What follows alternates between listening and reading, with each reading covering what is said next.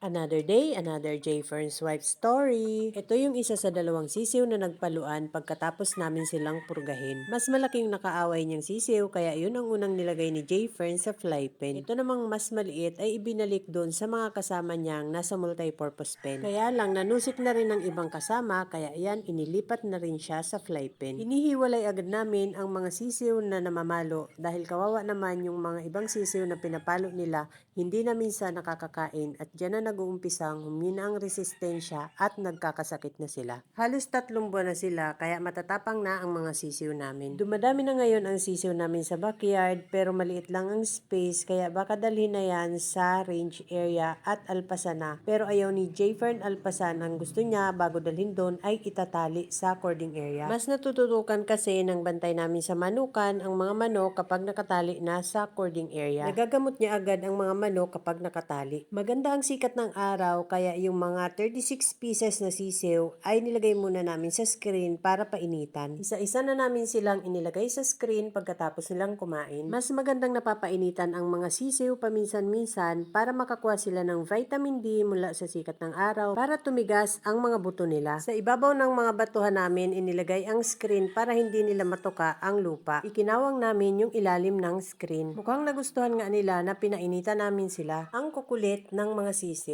Hindi namin hinayaang tumagal sila sa initan at baka maging halhal. Konting painit lang para sumigla ang kanilang mga katawan at para lumakas ang resistensya nila.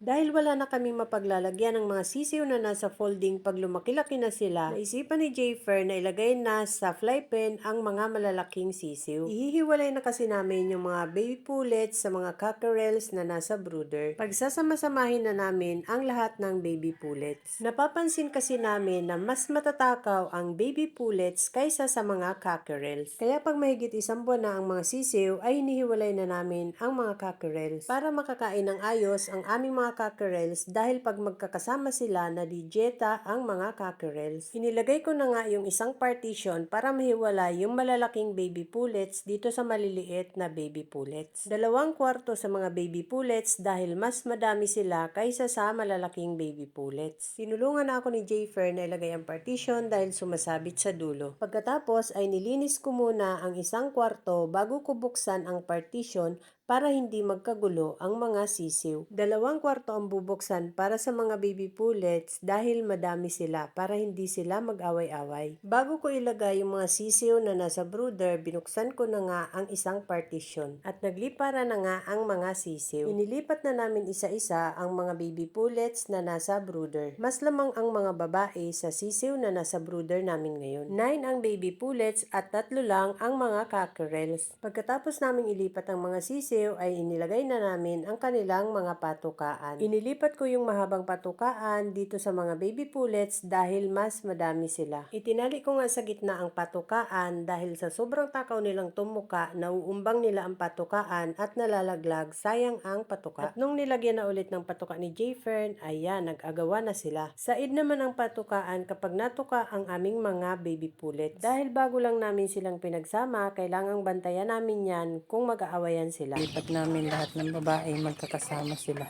Grabe yung takaw talaga ng mga babae. Kaya hindi na namin pinagsasama. Sila na yung malalaking babae. Halos 23 pieces na mga babae ang naihiwalay namin. Pagpipilian lang niya ni J. Fern ng mga gagawing materyales at yung iba dyan pag malalaki na ay inuulam na namin. Ito yung 2 kasama nung nag-awayan. Pinagsama namin dito sa fly pen dahil hindi naman sila nag-aawayan. Hanggat hindi yan nag-aawayan ay hinahayaan lang naming magkasama sila sa kulungan. 7 cockerels na lahat ang nakakulong ngayon sa fly pen. Okay.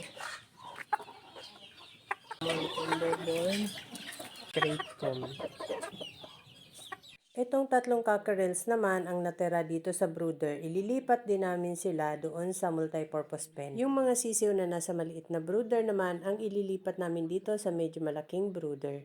Maliliit pa itong cockerels, baka lumusot pa dyan sa steel matting. Ay, lumulusot nga pala yan dati na. Lalagyan na lang namin dyan ng screen sa baba para hindi sila makalusot. Mukhang okay naman ang mga cockerels. Ilalagay ko na lang sila sa karton kapag gabi para hindi sila lamigin. Sinimula na naming ilipat yung mga sisiw na nasa maliit na brooder. At para hindi kami magpabalik-balik ay kinuha ni Jayfern ang screen at nilagay namin lahat ng sisiw sa screen para isang bitbitan lang paglipat sa kabilang brooder. 20 pieces lahat ang mga sisiw na nandito sa brooder. Nandyan din yung mga anak ng white brood hen namin na hanggang ngayon hindi namin alam kung babae or lalaki. Pero yung ibang sisiw ay alam na namin kung babae or lalaki. Pag mahigit 1 buwan na sila, saka namin paghihiwalayin. Yan, 20 pieces. Nilipat namin sa mas malaking brooder. Inilagay ko na nga isa-isa ang mga sisiw sa loob ng brooder at nilagyan na rin ni Jayfern ng patuka. Lalagyan na lang namin ito ng tabing na plastic para hindi lamigin dyan ang mga sisiw. Ikakarton din namin ang mga sisiw dito sa brooder kapag gabi para hindi sila lamigin. Dyan na lang namin sila ilalagay sa kabilang pinto. 6 na lalaki pa lang dyan ang sigurado namin ni Jayfern. Sana puro lalaki din yung mga puting anak ng aming white brood hen. Ito namang mga cockerels ay nililipat-lipat lang namin. That's all guys. Thank you so much for watching. Please like, share, and follow for more. See you on my next video. Bye!